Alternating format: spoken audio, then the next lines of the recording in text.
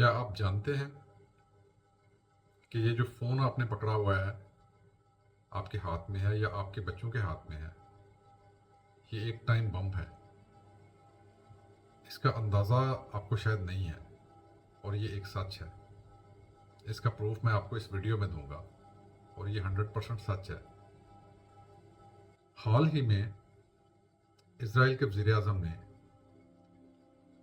Media के सामने एक बयान दिया और उस बयान में उसने मुस्कुराते हुए ये कहा, You have cell phones here? No. You're holding a piece of Israel right there. We hold a small piece of cell phone part.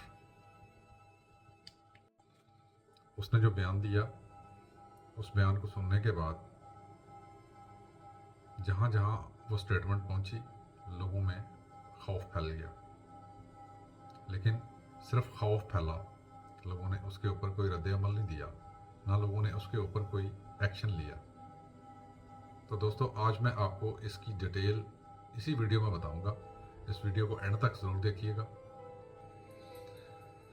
बिस्मिल्लाहिर्रहमानिर्रहीम। मैं हूं अफजल राना स्कोप से। दोस्तों, आज मैं आपको एक ऐसी सच्चाई बताने वाला हूं जिसको आप देखने के बाद, सुनने के बाद, मैं तमाम चीज़ें आपको प्रूफ के साथ दिखाऊंगा। ज़बानी कलामी नहीं, कुछ भी। देखने के बाद आपको अंदाज़ा होगा कि हम लोग कहाँ पे हैं और ये इजराइल का प्राइम मिनिस्टर ये क्या कर रहा है और क्या कह रहा है। जो शख्स छोटे मासूम बच्चों के ऊपर रहम नहीं खा सकता, छोटे छोटे मासूम बच्चों के ऊपर जुल्म कर रहा है, भूख से मार रहा है उनको, नस्लकुशी कर रहा है, उससे आप क्या तो कर सकते हैं कि वो दुनिया के दूसरे लोगों को माफ़ करेगा। पहले तो मसला सिर्फ इस्लामी दुनिया तक था, मुसलमानों तक था, लेकिन अब तो ये फैल के पूरी दुनिया में चला गया, जिसमें यूरोपियन कंट्रीज़ इवन के उसके अराउंड जो कंट्रीज़ हैं वो भी महफूज नहीं है।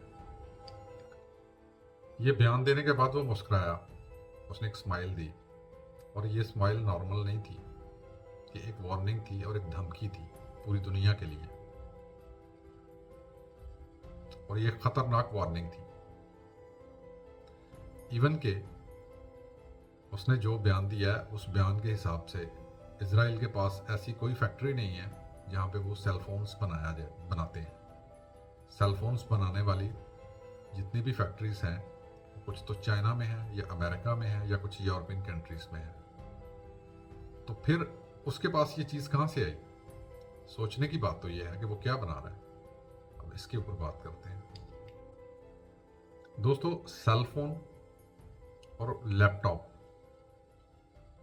इनके अंदर ख़ुसूसन जो भी जितने भी ब्रांडेड हैं, चाहे वो एप्पल है, चाहे वो सैमसंग है, चाहे वो कोई भी ब्रांडेड फ़ोन है या ब्रांडेड लैपटॉप है, उनके अंदर जो माइक्रो प्रोसेसर चिप है, चाहे वो स्नैपड्रैगन है, चाहे वो इंटेल कोर है, वो चिप्स इजराइल बना रहा है।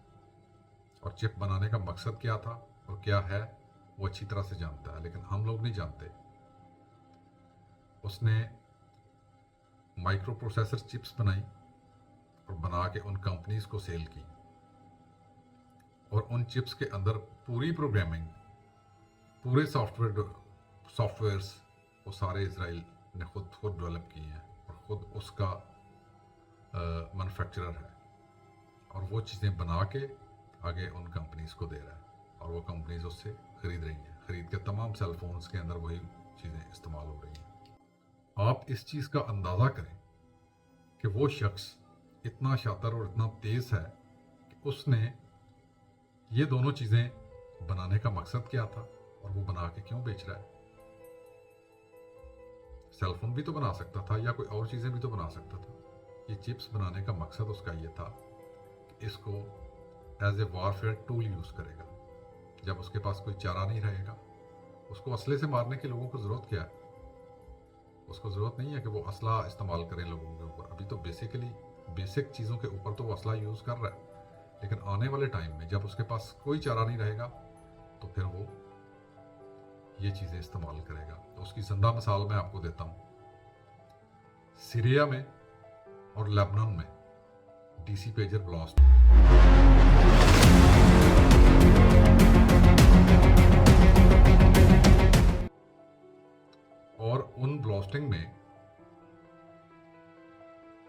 1100 से 1500 तक लोगों की अमवात हुई और 3000 से ज़्यादा लोग शदीद ज़ख्मी हुए।